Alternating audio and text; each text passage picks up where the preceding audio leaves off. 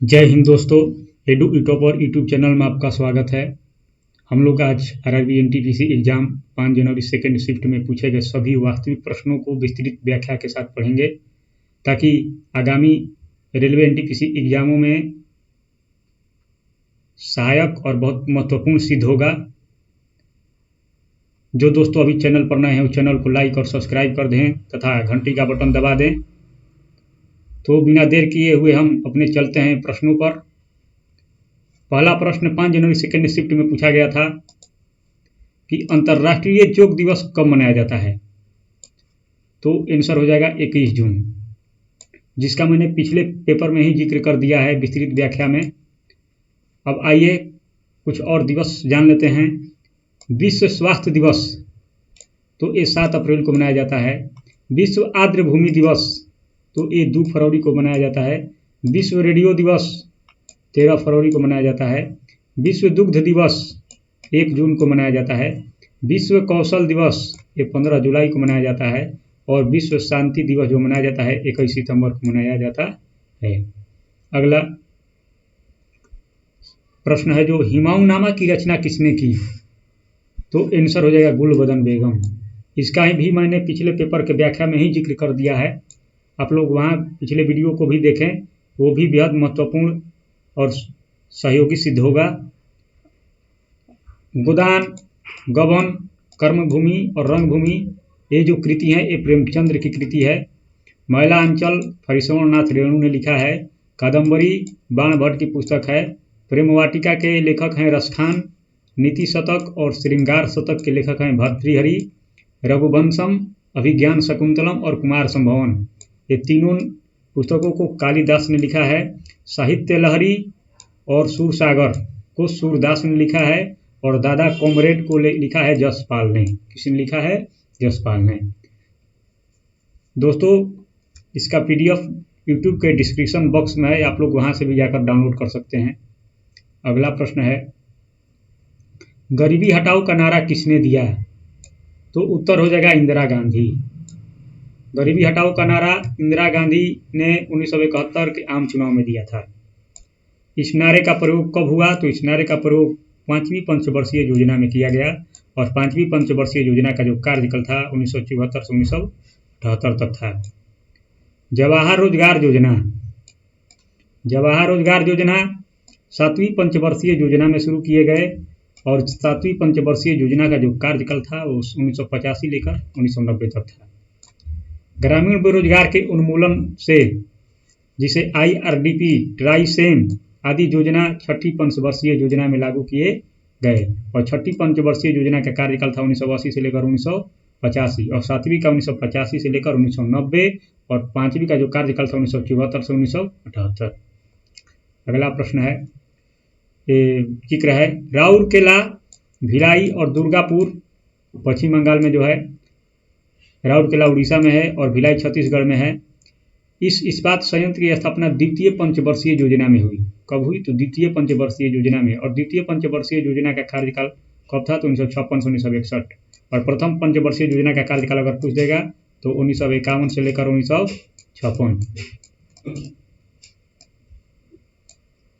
चलिए, भिलाई संयंत्र की स्थापना सोवियत रंग संघ रूस के सहयोग से हुई थी। राउरकेला की स्थापना इस्पात संयंत्र की स्थापना जर्मनी के सहयोग से। दुर्गापुर इस्पात संयंत्र की स्थापना ब्रिटेन के सहयोग से। अगला है फ्रंटियर गांधी या सीमांत गांधी के उपनाम से किसे जाना जाता है।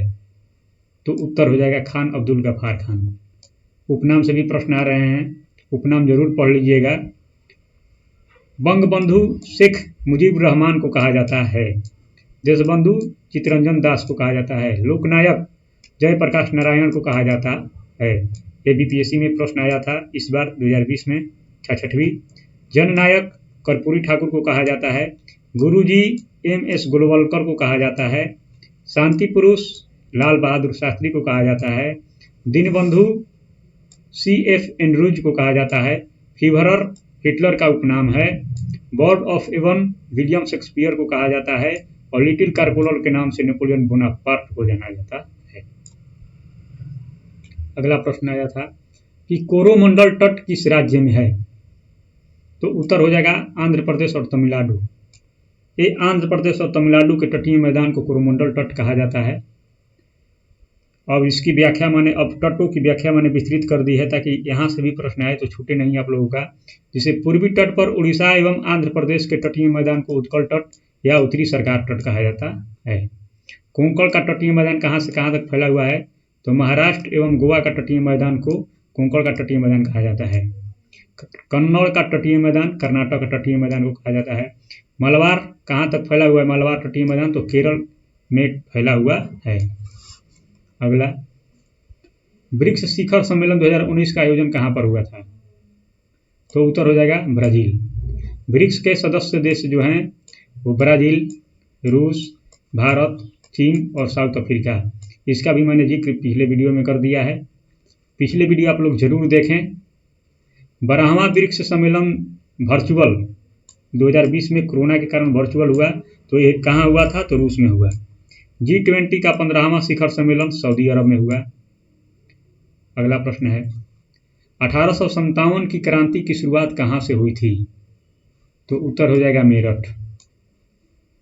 1857 की क्रांति से संबंधित पिछले वीडियो में बहुत विस्तृत हमने व्याख्या की है, आप लोग वहाँ से देख लेंगे। और मेरठ में इसकी औपचारिक शुरुआत 10 मई 1857 को हुई थी। और 1857 की क्रांति का तत्कालीन कारण था भारतीय सैनिकों को राइफल में चर्बी युक्त कारतूस का प्रयोग। मंगल पांडे को फांसी 8 अप्रैल 1857 को दी गई थी। और 1857 के विद्रोह के समय यूरोपीय सैनिक और भारतीय सैनिक का अनुपात कितना था, तो 6:1। अगला प्रश्न है सरदार सरोवर बांध किस नदी पर है, तो ये रिपीटेड प्रश्न है, एनटीपीसी में आ चुका है, तो आंसर हो जाएगा नर्मदा नदी। भीमा परियोजना पावना नदी पर है।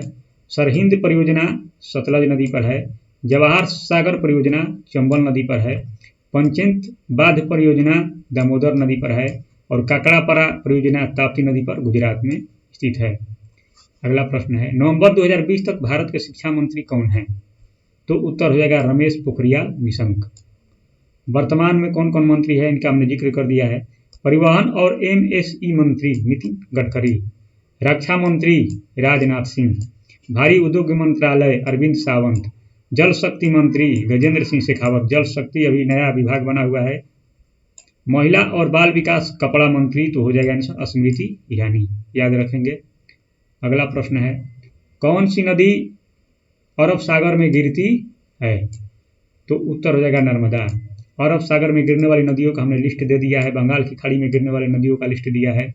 पूर्व और उत्तर की ओर बहने वाली नदियों का हमने पूरा विस्तृत लिख दिया है।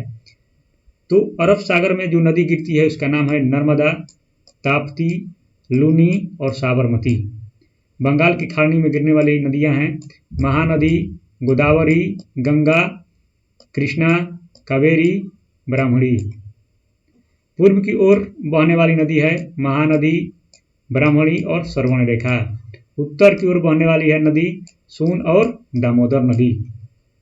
अगला जनवरी 2019 में गणतंत्र दिवस समारोह में कौन मुख्य अतिथि के तौर पर आमंत्रित थे, तो आंसर हो जाएगा सिरिल रामाफोसा। इसका भी पिछले पेपर में हमने व्याख्या में जिक्र किया है, जिसे अभी व्याख्या में 2020 के किए हैं, 2018 के भी किए हैं, उसी में इसका जिक्र था। तो सिरिल रामाफोसा दक्षिण अफ्रीका के राष्ट्रपति हैं वर्तमान में भी। और जनवरी 2020 गणतंत्र दिवस समारोह में ब्राजील के राष्ट्रपति जार बोल्सोनारो मुख्य अतिथि के रूप में शामिल थे।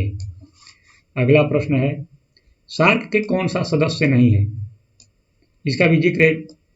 ऐसा प्रश्न बार बार टीसीएस द्वारा ट्रेनिंग में पूछा जा रहा है।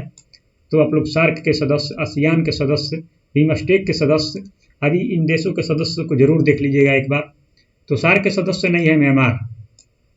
कौन कौन जो सदस्य हैं वर्तमान में सार्क के 8 सदस्य हैं। कौन कौन है, भारत, पाकिस्तान, भूटान, बांग्लादेश, श्रीलंका, नेपाल, मालदीव, पाकिस्तान 2 बार लिखा गया है, और एक अफगानिस्तान। अगला इसका पिछले वीडियो में मैंने अच्छे से जिक्र कर दिया है, जरूर देखिए नोट। अगला प्रश्न है आईपीएल 2020 का खिताब किस टीम ने जीता है, आंसर हो जाएगा मुंबई इंडियंस। आईपीएल 2020 का आयोजन जो हुआ था सऊदी अरब अमीरात यानी UAE में हुआ था और IPL में कुल टीमें शामिल थी, 8 टीम शामिल थी और कुल मैच कितने हुए तो 60 मैच हुए। सर्वाधिक विकेट यानी पर्पल कैप तो ये मिला कागिसोरावाला जो दिल्ली कैपिटल के खिलाड़ी थे और सर्वाधिक रन जो बनाए ऑरेंज कप KL राहुल जिन्होंने 670 रन बनाए किंग्स 11 पंजाब के खिलाड़ी थे। IPL में सर्वाधिक छक्के लगाने वाले खिलाड़ी हैं ईशान किशन 30 छक्के लगाए। अगला है कैबिनेट मिशन भारत कब आया था तो आंसर हो 24 मार्च 1946। इसका भी पिछले वीडियो में जिक्र है। अब आइए कुछ और तथ्य को जान लेते हैं। माउंटेन बेटन योजना ये 3 जून 1947 को और बेबेल योजना जो हुआ था 25 जून 1945 को इसकी घोषणा हुई थी। शिमला सम्मेलन में एक जो योजना लॉर्ड बेबेल द्वारा प्रस्तुत किया गया था, इसी को बेबेल योजना कहा जाता है। 3 नवंबर 1948 को प्रधानमंत्री जवाहरलाल नेहरू द्वारा संयुक्त राष्ट्र महासभा में संबोधन किया गया था और हैदराबाद रियासत का भारत संघ में विलय 17 सितंबर 1949 को हुआ था। ये भी इंपॉर्टेंट प्रश्न है।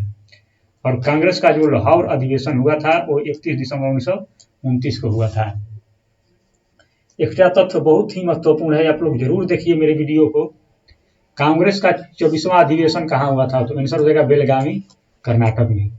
कांग्रेस के बेलगावी कर्नाटक अधिवेशन की अध्यक्षता महात्मा गांधी ने की थी और कांग्रेस के 1905 के 21वें अधिवेशन के अध्यक्ष थे गोपाल कृष्ण गोखले।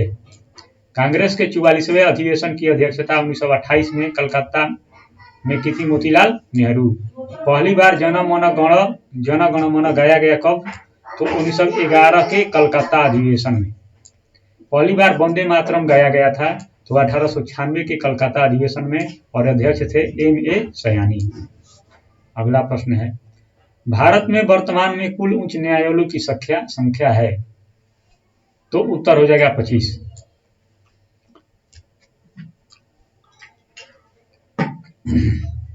नया उच्च न्यायालय आंध्र प्रदेश के अमरावती में देश का 25वां उच्च न्यायालय स्थापित किया गया है। आंध्र प्रदेश कहाँ है? अमरावती में। कलकत्ता उच्च न्यायालय की स्थापना जो भारत का सबसे पुराना उच्च न्यायालय है, इसकी स्थापना 1 जुलाई 1862 ईस्वी को हुई थी और मार्च 2013 में 3 उच्च न्यायालय का उद्घाटन हुआ। कौन कौन तो मेघालय उच्च न्यायालय, मणिपुर उच्च न्यायालय और त्रिपुरा उच्च न्यायालय। वैज्ञानिक नाम से आ रहा है और वैज्ञानिक नाम से जितने भी राष्ट्रीय स्तर की चीजें जैसे राष्ट्रीय पशु, राष्ट्रीय फल, राष्ट्रीय फूल, ऐसा वैज्ञानिक नाम आ सकता है। आप लोग जरूर देखिएगा। पिछले वीडियो में राष्ट्रीय वृक्ष बरगद का जिक्र था। तो मैंगीफेरा इंडिका किसका वैज्ञानिक नाम है तो आंसर हो जाएगा आम। अब आइए कुछ और वैज्ञानिक नामों को जान लेते हैं। नारियल का वैज्ञानिक जो नाम है तो कोकस न्यूसीफेरा। केला का जो वैज्ञानिक नाम है मूसा पारडिसिएका। कमल का जो वैज्ञानिक नाम है नीलम्बियन न्यूसीफेरा। ये इंपॉर्टेंट है, अगले एग्जाम में संभावित है और आ सकता है। और हाथी का जो वैज्ञानिक नाम है एलिफास इंडिका। अगला चेरी राज्य की उपमा लॉर्ड डलहौजी ने किस राज्य को दी थी तो उत्तर हो जाएगा अवध। क्या हो जाएगा? अवध। भारतीय राज्य क्षेत्र का अंतिम विस्तार लॉर्ड डलहौजी के समय में हुआ था और प्रथम आंग्ल सिख युद्ध जो 1844 से 1848 के बीच चला था, उस समय गवर्नर जनरल जो थे भारत के लॉर्ड हेस्टिंग्स थे। आधुनिक शिक्षा का जन्मदाता लॉर्ड विलियम बेंटिक को माना जाता है और मैसूर राज्य का अंग्रेजी राज्य में विलय कब हुआ तो लॉर्ड विलियम बेंटिक के शासनकाल में। और सतारा, झांसी सब आदि राज्यों का विलय डलहौजी के शासनकाल में हुआ था, याद रखिएगा। अगला प्रश्न है संघाई त्योहार किस राज्य का उत्सव है तो आंसर हो जाएगा मणिपुर। अब आइए कुछ और त्योहारों को जिक्र हमने कर देते हैं। जैसे पोंगल कहाँ का त्योहार है तो तमिलनाडु। सांझी त्योहार हरियाणा का है।